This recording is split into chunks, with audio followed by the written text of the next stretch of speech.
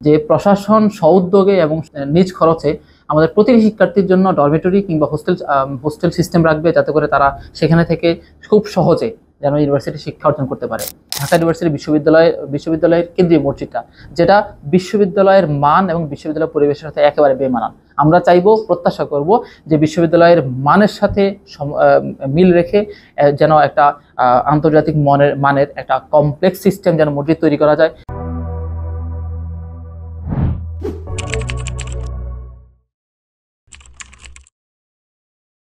Dhaka university বাংলাদেশের প্রাচ্যের Oxford হিসেবে খ্যাত, সুতরাং এখানে যেই চর্চা হবে সেটা বাংলাদেশের জাতীয় পর্যায়ের সাথে সবচেয়ে ওতপ্রোতভাবে জড়িত থাকে।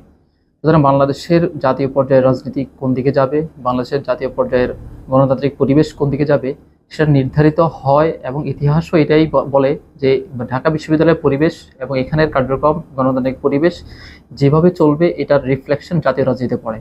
সুতরাং আমরা যদি জাতীয় পর্যায়ে একটা গণতান্ত্রিক একটা রাষ্ট্র কাঠামো গড়ে তুলতে চাই, তাহলে আমাদের তার পূর্ব চর্চা এবং তার পূর্ব আমাদের যে কার্যক্রম এবং তার প্রস্তুতি আমাদের সেই ঢাকা বিশ্ববিদ্যালয়ের মতো জায়গা থেকে আমাদের সেই প্রস্তুতি আমাদের এখান থেকে সম্পন্ন করে যেতে হবে।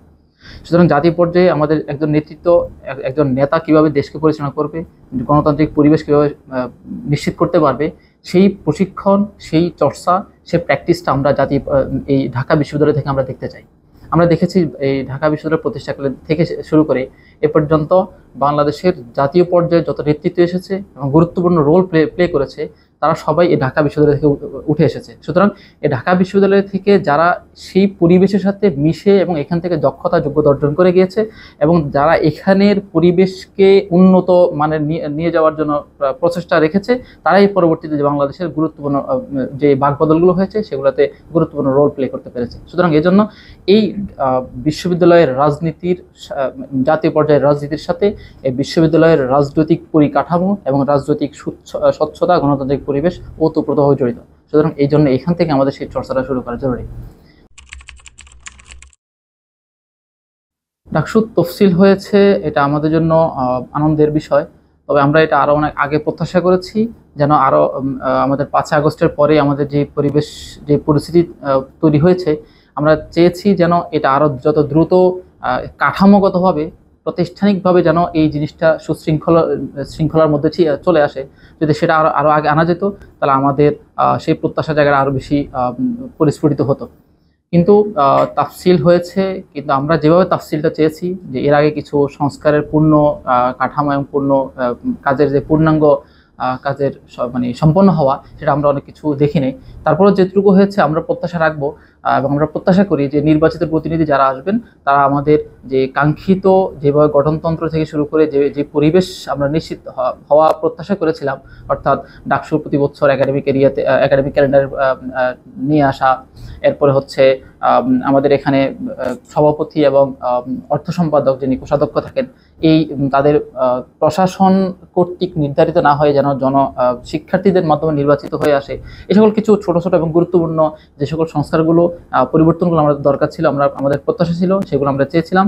তো প্রত্যাশা আমরা রাখছি এবং আমাদেরকে প্রশাসন কথাও দিয়েছে যে নির্বাচিত প্রতিনিধি আসার পরে তারা সেই সকল সংস্কারগুলো করবেন।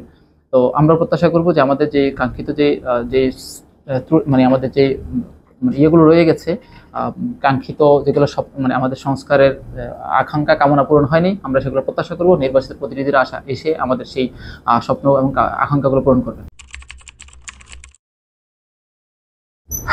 ক্যাম্পাসের পরিবেশ পরিবর্তন হবে, এটা রাজনীতিতে এটা একটা কাঙ্ক্ষিত একটা বিষয়, কাঙ্ক্ষিত না, এটা কি কয়, একটা সম্ভাবনাময় বিষয় হয়ে যায়। তবে আমরা যেহেতু যে ফ্যাসিবাদকে আমরা মূলোৎপাটন করেছি এবং আমরা সেই ফ্যাসিবাদ মূলোৎপাটনের সময় আমরা সবাই গলায় গলা মিলে, কাঁধে কাঁধ মিলিয়ে আমরা একসাথে সীসারার প্রাচীর হয়ে দাঁড়িয়েছি।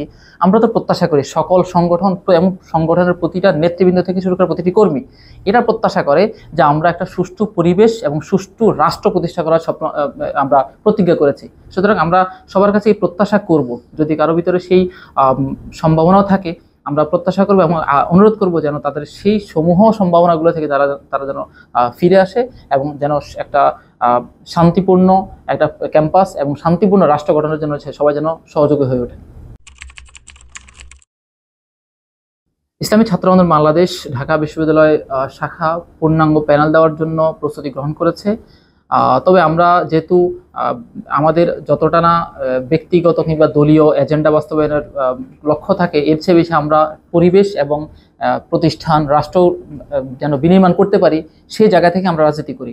সুতরাং এখানে আমাদের দলীয় আকাঙ্ক্ষা, দলীয় কামনার চেয়ে আমরা যদিও প্যানেল গঠন করেছি বা আমরা প্রস্তুতি নিয়ে রেখেছি যে আমরা যদি অন্য কোনো কিছু না হয়ে থাকে তাহলে আমরা আমাদের প্যানেল দিব, কিন্তু আমরা আমাদের অন্যান্য স্বতন্ত্র কিংবা অন্যান্য দল যারা আছেন, যারা আমাদের সাথে আমাদের বোধ বিশ্বাস এবং অনমনীয়, অসহনশীল এবং তারা প্রতিষ্ঠানকে একটা গণতান্ত্রিক পরিবেশ নিশ্চিতকল্পে শিক্ষার্থীদের কল্যাণে কাজ করবে, সততা নিষ্ঠার সাথে কাজ করতে চাইবে, এ সকল আদর্শগুলো নৈতিকতার জায়গা যারা এনশিওর করতে পারবেন তাদের জন্য আমাদের আহ্বান থাকবে। আমাদের প্যানেলে তাদেরকে আহ্বান রইল। আমরা যদি এমন কেউ যদি আমাদেরকে অফার দেয় কিংবা তারা যদি আমাদের সাথে মিশতে চায়, আমরা তাদের জন্য আমাদের প্যানেলে জায়গা ছেড়ে দিতে বা জায়গা করে দিতে আমরা কোনো ধরনের দ্বিধা করবো না, ইনশাল্লাহ। দেখেন, শতবর্ষী একটা প্রতিষ্ঠানের কাছে আমরা যেটুকু প্রত্যাশা করি এবং আমাদের স্বপ্নের প্রতিষ্ঠান হিসাবে একটা স্টুডেন্ট যখন ভর্তি পরীক্ষার জন্য প্রস্তুতি নেয় তখন তার সামনে যেই সকল স্বপ্নগুলো হাতছানি দেয়, আমরা সেই সকল স্বপ্নগুলো যখন ইউনিভার্সিটির এরিয়ার ভিতরে চলে আসে তখন সেগুলো আমাদেরকে খুব বেশি হতাশা করে। সবচেয়ে গুরুত্বপূর্ণ এবং সবার আগে যে কথাটা চলে আসে সেটা হচ্ছে আমাদের আবাসন সমস্যা। আমরা ইউনিভার্সিটির যখন বৈশিষ্ট্যগুলো দেখি যে প্রত্যেকটা ইউনিভার্সিটি শতভাগ আবাসন সিস্টেম, গবেষণা বান্ধব এবং শিক্ষা পরিবেশ বান্ধব হয়ে থাকে, কিন্তু আমরা দুঃখের সাথে পরিতাপের সাথে আমরা বলতে হচ্ছে যে আমাদের ইউনিভার্সিটির সক্ষমতা থাকা সত্ত্বেও আমরা দেখছি না যে আমাদের শতভাগ আবাসন সিস্টেম এখানে আছে। সুতরাং আমাদের প্রত্যাশা সবার আগে থাকবে যে আমরা হয়তো আমাদের সামনে ঢাকা ইউনিভার্সিটির প্রশাসন আগামী 5 বছরের জন্য একটা পরিকল্পনা দিয়েছে। আমরা প্রত্যাশা করব যেন সেটা 5 বছর না লাগে, এর আগে যেন আমাদের সেই শতভাগ আবাসন সিস্টেম যেন ফুলফিল হয়, আমরা সেই প্রত্যাশা করব। কিন্তু এই পর্যন্ত আমাদের শিক্ষার্থী যারা আছে, যারা সেই প্রান্তিক অঞ্চল থেকে এসে ইউনিভার্সিটি পড়তে আসে, আমরা তাদের জন্য কি করব? আমাদের প্রত্যাশা এবং আমাদের চেষ্টা থাকবে যে প্রশাসন স্বউদ্যোগে এবং নিজ খরচে আমাদের প্রতিটি শিক্ষার্থীর জন্য ডরমিটরি কিংবা হোস্টেল সিস্টেম রাখবে, যাতে করে তারা সেখানে থেকে খুব সহজে যেন ইউনিভার্সিটি শিক্ষা অর্জন করতে পারে। এরপর হচ্ছে আমাদের ইউনিভার্সিটি মানে হচ্ছে উচ্চশিক্ষা, উচ্চতর গবেষণা এবং নতুন পন্থা এবং পথ তৈরি করা এবং পথ উন্মুক্ত করে দেওয়া। সেই লক্ষ্যকে আমরা সামনে রেখে আমরা চাইব প্রশাসনের সাথে আমরা সমন্বয় রেখে আমরা যেন এই ইউনিভার্সিটিকে আরও বেশি গবেষণামুখী করে তোলা যায়, সেই জন্য উদ্যোগ নেব। আমাদের সায়েন্স ফ্যাকাল্টিতে এবং বিভিন্ন গবেষণা রিলেটেড যে সকল সাবজেক্টগুলো আছে সেখানে বিভিন্ন ল্যাব সংকট রয়েছে, আমাদের লাইব্রেরিগুলোতে বিভিন্ন সংকট রয়েছে, অনেকগুলো লাইব্রেরি বন্ধ হয়ে আছে, সেমিনারগুলোতে আমাদের অনেকগুলো বই সংকট, বিভিন্ন বিষয়ভিত্তিক অনেকগুলো বই সংকট রয়েছে। আমরা সেগুলো সমাধানের জন্য উদ্যোগ নেব এবং প্রশাসনকে সর্বোচ্চ আমাদের যেন এটা বাস্তবায়ন হয় আমরা সেভাবে উদ্যোগ নেওয়ার জন্য চেষ্টা করব।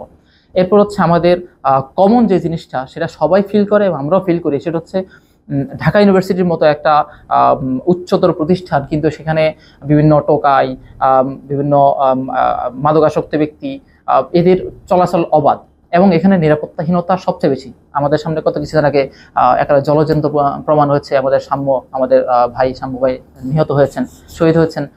এই বিষয়গুলো সমাধানকল্পে আমরা দৃঢ়প্রতিজ্ঞ যে প্রশাসনের সাথে আমরা সমন্বয় রেখে ডাকসু প্যানেল সহ যাতে করে পুরো ঢাকা ইউনিভার্সিটি এরিয়াকে নিরাপদ একটা বলয় তৈরি করতে পারি, যেন সবাই নির্দ্বিধায় নিরাপত্তার সাথে যে কোনো দিকে যেতে চায় যেন সে যেতে পারে, আমরা সেই জিনিসটা এনশিওর করার চেষ্টা করব। এরপর হচ্ছে এখানে আবাসনের সাথে সাথে আরেকটা জিনিস চলে আসে, সেটা হচ্ছে খাবার সংকট। খাবারের মান নিম্নমুখী, খাবারের পরিবেশ একেবারে অপরিচ্ছন্ন এবং সে সার্ভিস যে সিস্টেমটা সেটা একেবারে নিম্নমানের। এরপর হচ্ছে এগুলো আমরা উন্নয়নের জন্য চেষ্টা করব এবং যারা হল এবং ক্যাফেটেরিয়া এবং ক্যান্টিনগুলো যারা পরিচালনা করবে সেই সকল ব্যক্তিদের সাথে আমাদের যে চুক্তিগুলো হবে যেন তারা যেন এই বিষয়গুলো এনশিওর করতে পারে, তাদের সাথে আমাদের এইভাবে চুক্তি করার জন্য আমরা উদ্যোগ নেব। এরপর হচ্ছে এটা তো হচ্ছে হল এবং আবাসন এরিয়াগুলোতে। এর বাইরে একাডেমিক এরিয়াগুলোতে আমাদের ক্যাফেটেরিয়া সংকট রয়েছে, আমাদের যে দোকানগুলো আছে সেখানে খাবারের মান অনেক নিম্নমুখী, আমরা সেগুলো উন্নয়নের জন্য আমরা উদ্যোগ নেব। এরপর হচ্ছে আমরা সবচেয়ে দুঃখের সাথে বলতে হয় 92% মুসলিমের দেশে একটা উচ্চশিক্ষা সবচেয়ে প্রাচ্যের অক্সফোর্ড খ্যাত বিশ্ববিদ্যালয়ে আমাদের মসজিদ সংকট এবং যেগুলো আছে সেগুলো একেবারে ভঙ্গুর অবস্থা। এবং সবচেয়ে দুঃখের বিষয় বলতে হয় ঢাকা ইউনিভার্সিটি বিশ্ববিদ্যালয়ের কেন্দ্রীয় মসজিদটা, যেটা বিশ্ববিদ্যালয়ের মান এবং বিশ্ববিদ্যালয়ের পরিবেশের সাথে একেবারে বেমানান। আমরা চাইবো, প্রত্যাশা করব যে বিশ্ববিদ্যালয়ের মানের সাথে মিল রেখে যেন একটা আন্তর্জাতিক মানের একটা কমপ্লেক্স সিস্টেম যেন মসজিদ তৈরি করা যায়, সেই উদ্যোগ আমরা গ্রহণ করব। আমাদের অলরেডি আমাদের কাছে তথ্য মতে তুরস্ক থেকে একটা বড় একটা ফান্ড এসেছে প্রায় 100 কোটির উপরে, এবং তারা ডিজাইনও চেয়েছে। আমরা চাইবো যেন এই বাজেটকে যেন সম্পূর্ণরূপে স্বচ্ছতার সহিত, যেন কোনো ধরনের দুর্নীতি না করে, যেন স্বচ্ছতার সহিত আমরা যেন এটাকে বাস্তব যদি করতে পারি, তাহলে 100 কোটি টাকার একটা বাজেট যদি আমরা এখানে পূর্ণাঙ্গভাবে ব্যয় করতে পারি, তাহলে ঢাকা ইউনিভার্সিটির সেন্ট্রাল মসজিদটা আমার মনে হয় সারা বিশ্বের জন্য একটা জলজ্যান্ত একটা উদাহরণ হয়ে থাকবে। এরপর হচ্ছে আমাদের যেই পরিবহন সিস্টেমটাতে আমরা যেই গাড়িগুলো অলরেডি এখন আছে সেগুলো হচ্ছে আমরা ভাড়া ব্যবহার করে থাকি। এই ভাড়ায় আমাদের প্রতি বছর অনেক ধরনের অনেক বিশাল একটা পরিমাণ আমাদের চলে যাচ্ছে। তো আমরা চাইবো, প্রত্যাশা করব এবং আমরা চেষ্টা করব যে যেন আমাদের সম্পূর্ণরূপে ঢাকা বিশ্ববিদ্যালয়ের নিজস্ব অর্থায়নে যেন নিজস্ব গাড়ি ব্যবস্থা, পরিবহন ব্যবস্থা থাকে। এবং এখানে আমাদের একটা জিনিস বলতে হয়, সেটা হচ্ছে ঢাকা বিশ্ববিদ্যালয়ের যে গাড়িগুলো এবং যে ড্রাইভারগুলো, তারা ঢাকা বিশ্ববিদ্যালয়ে যারা চলাফেরা করে এবং যারা এই গাড়িগুলো পরিচালনা করে, তারা এক ধরনের ডোন্ট কেয়ার ভাবে থাকে। আমরা চাইবো যেন এই ডোন্ট কেয়ার ভাবের কারণে আমরা দেখছি অনেক সময় বিভিন্ন দুর্ঘটনার শিকার হচ্ছে, ইউনিভার্সিটির শিক্ষার্থীরা অনেক সময় ক্ষতির শিকার হয়, কিংবা তাদের কারণে অন্যান্য বাইরের মানুষ ক্ষতির সম্মুখীন হয়। আমরা চাইবো যেন একটা ট্র্যাকিং সিস্টেম চালু করা যায়, যার মাধ্যমে তারা কখন কোথায় যাচ্ছে, কোথায় আসতেছে এবং কতটুকু আসছে, তার চলাচলটা নিরাপদ হচ্ছে কিনা, আমরা সেই জিনিসটা এনশিওর করার চেষ্টা করব। এরপর হচ্ছে আমাদের মেয়ে শিক্ষার্থীদের জন্য যেই সবচেয়ে নিরাপত্তার সবচেয়ে সংকট তাদের জন্য, আমরা চাইবো এই বিশ্ববিদ্যালয়ের প্রশাসনের যেই জনবলের পরিমাণ আরো বাড়িয়ে এবং সিসিটিভি বাতির পরিমাণ বাড়িয়ে এখানে সম্পূর্ণরূপে যেন নিরাপত্তাটা বলয় তৈরি করা যায়। আমরা আমাদের মেয়েদের জন্য, আমাদের বোনেদের জন্য আমরা তেমন একটা নিরাপদ বলয় তৈরি করার জন্য আমরা উদ্যোগ নিব।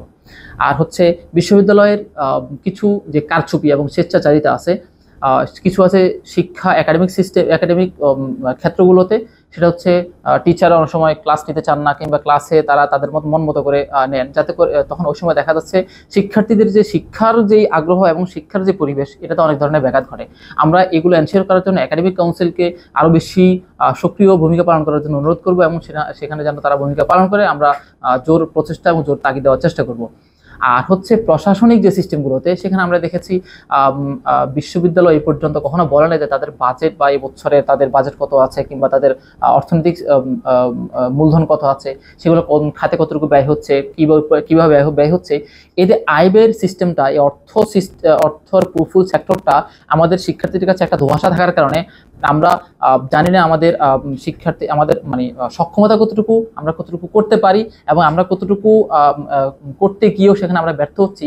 এই বাজেটটা আমরা সম্পূর্ণরূপে শিক্ষার্থীদের জন্য উন্মুক্ত করব, যাতে করে তারা সম্পূর্ণরূপে তারা জানতে পারে যে আমাদের সক্ষমতা এবং আমাদের অপ্রতুলতা কোন জায়গায় আছে, যাতে করে তাদের প্রত্যাশা জায়গা যেন ফুলফিল হয়, এবং যাতে করে তাদের যেই কমতিগুলো, খামিয়ানাগুলো, সেগুলো যেন আমরা ফুলফিল করতে পারি। এরপর হচ্ছে মেডিকেল সিস্টেমটা। আমরা দেখেছি শুধুমাত্র শারীরিক কেন্দ্র না, বরঞ্চ সাইকোলজিক্যালি সবচেয়ে বিশ্ববিদ্যালয়ের শিক্ষার্থীরা সিক থাকে, কারণ তাদের অনেকগুলো প্রেশার তাদেরকে হ্যান্ডেল করতে হয়। সুতরাং এই বিশ্ববিদ্যালয়ের মেডিকেল সিস্টেমটা আমরা ধন্যবাদ জানাতে হয় প্রশাসনকে, যে তারা একটা মেডিকেল নতুন করে নির্মাণ করার জন্য উদ্যোগ গ্রহণ করেছে।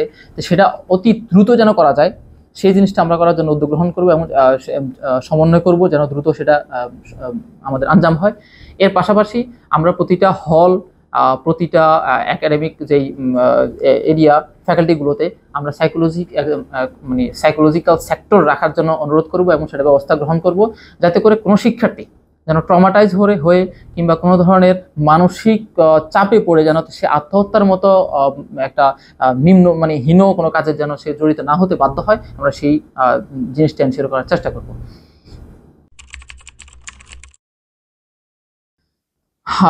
আমরা যতটুকু দেখেছি গত 1 বছরে আমাদের প্রশাসন, হয়তো বলতে হয় তারা ভীতু, নয়তো বলতে হয় তারা অন্য কোনো এজেন্ডা নিয়ে আছে।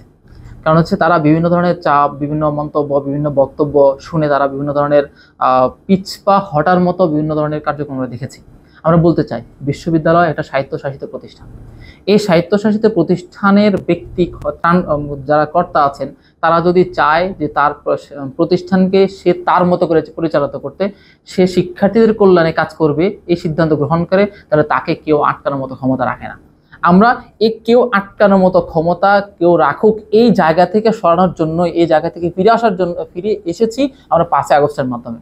সুতরাং আমরা চাইবো যে শিক্ষার্থীদের কল্যাণে কাজ করতে গিয়ে কারো হুমকি ধমকি, কোনো ধরনের কোনো কটুবাক্য যেন তারা পরোয়া না করে, এবং ডাকসুকে বাস্তবায়ন করার জন্য যত ধরনের অফলাইন অনলাইন যে কোনো ধরনের ব্যাশিংকে যেন তারা যেন তোয়াক্কা না করে, আমাদের শিক্ষার্থীদের কল্যাণে তারা যেন কাজ করতে সিদ্ধহস্ত হয়, এবং যে নির্দিষ্ট সময়ে আমাদের তফসিল ঘোষণার যে রোডম্যাপ দেওয়া হয়েছে, তফসিল ঘোষণার পরে নির্বাচন পর্যন্ত, সেই রোডম্যাপ অনুসারে যেন আমাদের কাজ ডাকসুটা বাস্তবায়ন হয়। সেই জন্য যদি প্রয়োজন সেনাবাহিনীকে এখানে অ্যাক্টিভ করা, সেটা যেন তারা যেন সেটা করে। যদি প্রয়োজন আমাদের শিক্ষার্থীদের পক্ষ থেকে কিংবা রাজনৈতিক দলদের পক্ষ থেকে কোনো ধরনের সহযোগিতা নেওয়ার প্রয়োজন হয়, আমরা ইসলামী ছাত্র বাংলাদেশ এখান থেকে আমি সাধারণ সম্পাদক হিসেবে আমি প্রতিশ্রুতি দিচ্ছি, আমরা সকল ধরনের সহযোগিতা করার জন্য প্রস্তুত আছি। কিন্তু শিক্ষার্থীদের কল্যাণে আপনাদেরকে কাজ করতে হবে, এবং শিক্ষার্থীদের হয়ে শিক্ষার্থীদের কল্যাণে আপনাদেরকে সিদ্ধহস্ত থাকার, শিক্ষার্থীদের পাশে থাকার জন্য আপনাদেরকে অনুরোধ জানিয়ে আজকে বিদায় নিচ্ছি। আসসালামু আলাইকুম।